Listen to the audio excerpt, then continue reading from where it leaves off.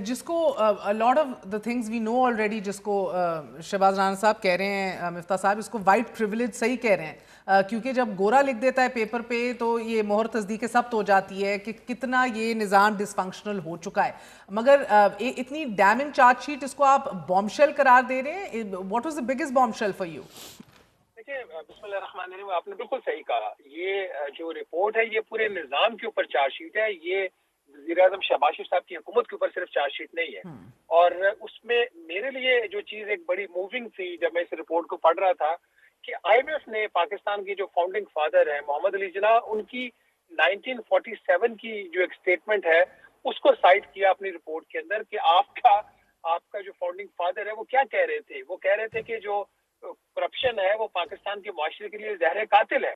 اور اس کے بعد وہ پھر آگے بتاتے ہیں کہ جو اس ملک میں جتنی کرپشن ہو رہی ہے اس کے بعد آپ کا نظام آج کدھر چلا گیا. تو یہ میرے لیے سب سے زیادہ اس کے اندر ایک امپورٹنٹ چیز تھی. باقی جو ایک اور جو چیز اب آفیشیل ہو گئی ہے، پہلے آپ اور میں باقی جو اینالسٹ تھے جو پرسیپشن سرویز ہوتے تھے اس کی بیس پہ بات کر رہے تھے، اس میں ڈاؤٹس ہوتے تھے. اب یہ والی جو آئی ایم ایف کی رپورٹ ریلیز ہوئی ہے اس میں پاکستان کا جو گورننس کا نظام ہے، اس کی جتنی بھی اکائیاں ہیں، پاکستان کا جو اوور آل اکانومی کا سٹرکچر ہے، اس کے جتنے بھی آگے شعبے ہیں، اس کے اوپر آپ کے پاس اب ایک آتھینٹک ڈاکیومنٹ آ گیا. یہ وہ ڈاکیومنٹ ہے جس کے کئی ڈرافٹ ایکسچینج ہوئے ہیں حکومت پاکستان اور آئی ایم ایف کے درمیان. یہ فائنل ورژن ہے، یہ بھی ڈائلیوٹیڈ فارم ہے. اس میں بہت ساری چیزیں ڈیلیٹ کی گئی ہیں حکومت کے کہنے کے اوپر، حکومت کی سفارش کے اوپر. تو یہ بھی حکومت نے اس وقت جاری کیا جب اس کے علاوہ ان کے پاس چارہ نہیں تھا، کیونکہ اگلے مہینے آئی ایم ایف کے بورڈ کا اجلاس ہونا تھا اور اس کی پری کنڈیشن تھی کہ رپورٹ جاری کرو گے تو ہم آپ کا اگلا جو بورڈ کا اپروو کر کے آپ کی قسط آپ کو دیں گے. تو وی شوڈ ٹیک اٹ، آپ نے بالکل صحیح کہا، we should take it as a charge sheet against the system of, not a charge sheet against any one institution. But yes, چونکہ ہم سب جس چیز سے افیکٹ ہوتے ہیں وہ ہمارا جوڈیشری ہے.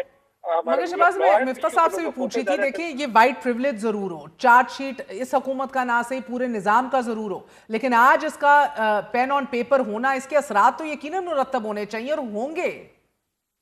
دیکھیے، جو اس رپورٹ کے اندر 2019 کا ایک واقعہ انہوں نے جس کا ذکر کیا، جب ہم نے اس وقت انتخابی رابطہ کمیٹی نے جو چینی کی برآمد کی اجازت دی اور سبسڈی جیب سے دی، حکومت نے بجٹ سے سبسڈی دی کیونکہ عالمی منڈی میں چینی کی قیمتیں کم تھیں، یہاں پہ بھی کم تھیں. انہوں نے ایکسپورٹ کروا کے یہاں سے اس کی قیمتیں بڑھا دی، جس سے پھر مل مالکان کو فائدہ ہوا جو حکومت کو اس وقت بیٹھے ہوئے تھے، آج بھی بیٹھے ہوئے ہیں.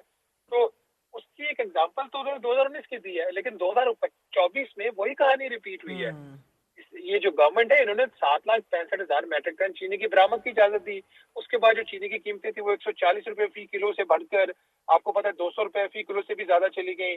پھر عالمی منڈی میں انہوں نے چینی بیچ کر 114 ارب روپے وہ کمائے. تو کہانی تو آج بھی ریپیٹ ہو رہی ہے، اور یہی وجہ ہے کہ چونکہ کہانی ریپیٹ ہو رہی ہے اور یہ سب لوگ جو ہے وہ اپنے آپ کو نظام سے بالاتر سمجھتے ہیں، کسی کنٹرول میں نہیں ہے، کہ کوئی یہ سمجھتے ہیں کہ ان کو کوئی کچھ نہیں کر سکتا.